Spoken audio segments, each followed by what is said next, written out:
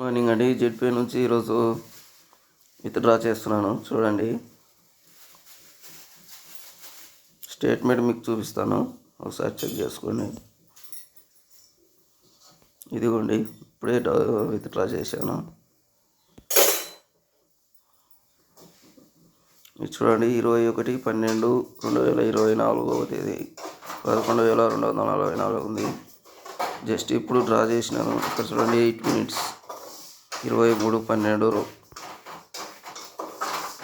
చూసారా, డ్రా అయితే వచ్చింది. క్రెడిట్ దాని 1100.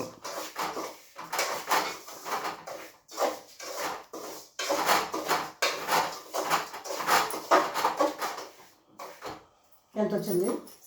1100 క్రెడిట్. మొన్న ఇంతకు ముందు ఇంకా ఉందండి బ్యాలెన్స్ నా వ్యాలెట్లో. నేను అంతా తెలియదు.